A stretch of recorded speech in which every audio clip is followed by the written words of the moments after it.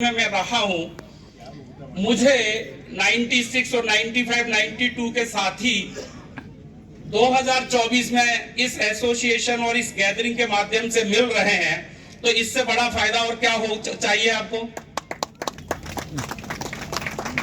आपके और हमारे बीच में हमारे जो बच्चे हैं, कोई आईएएस बन रहा है, कोई आईपीएस बन रहा है, कोई प्राइवेट सेक्टर में जा रहा है, कोई पॉलिटिशियन के साथ अटैच है, कोई छोटी नौकरी के सरकारी नौकरी में है या प्राइवेट नौकरी में। तो ये एक इंटरेक्शन हमारे बीच में जब होगा तो हम एक दूसरे की मदद कर पाएंगे।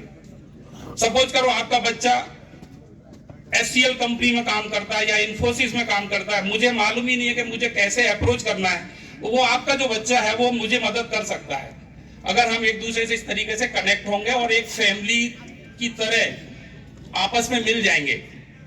तो ऐसी मीटिंगों में आप जरूर आइए, इंटरेक्शन भी होगा, आपकी यादें भी ताजा होंगी और घर में जो आपके पास स्ट्रेस आ रहा है छोटी छोटी चीजों के वजह से, उससे भी एक दिन बचेंगे आप।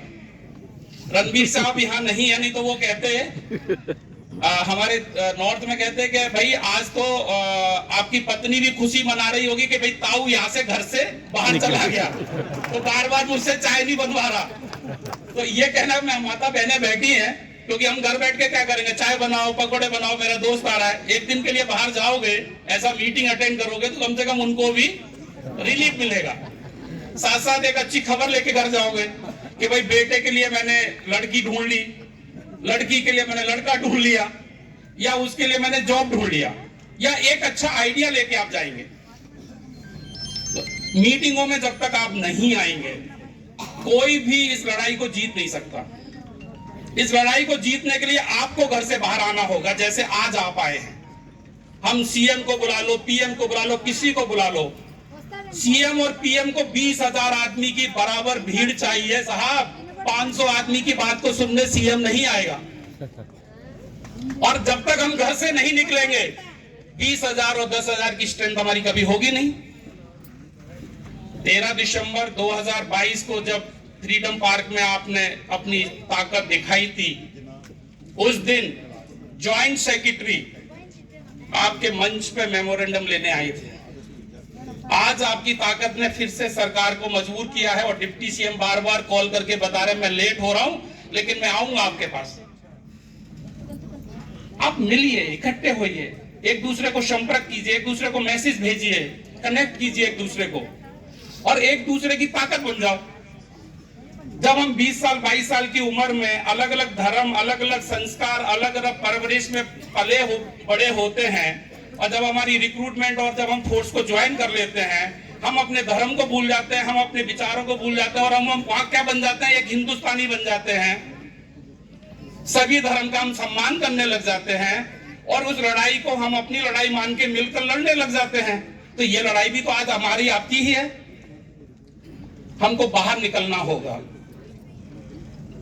हमारे बीच में से कुछ लोग पॉलिटिक्स में भी आ गए हैं।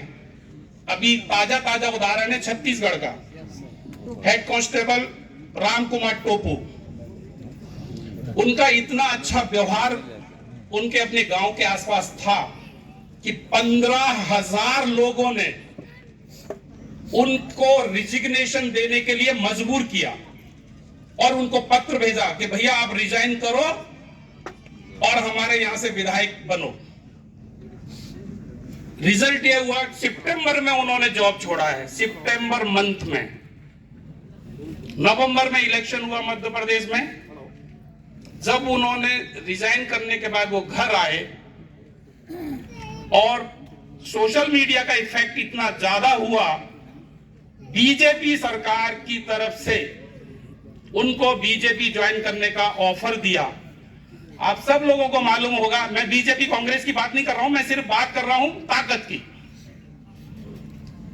सबको मालूम है कि छत्तीसगढ़ में कांग्रेस की सरकार बनने की संभावना ज्यादा थी, लेकिन उन टोपो साहब को बीजेपी ने ऑफर दिया, टिकट दिया और बहुत अच्छे वोटों से वो जीतकर विधायक बन गए। वो टोपो की ताकत नहीं थी विधायक बनने की, टोपो का व्यवहार था और आप सब लोगों का सहयोग था।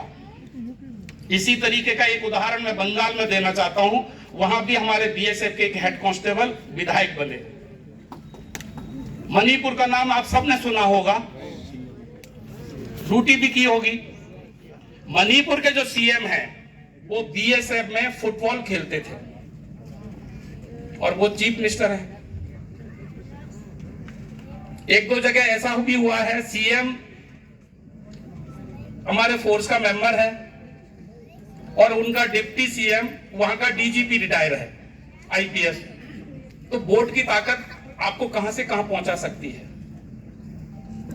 हमें यहां वोट की बात नहीं करनी है, लेकिन हमें यह बात तो करनी है कि हमें अपनी मांगों को मांगने के लिए सरकार के पास जब जाना है तो अपनी ताकत दिखानी है। क्या आप मेरी इस बात से सहमत हैं? सहमत हैं?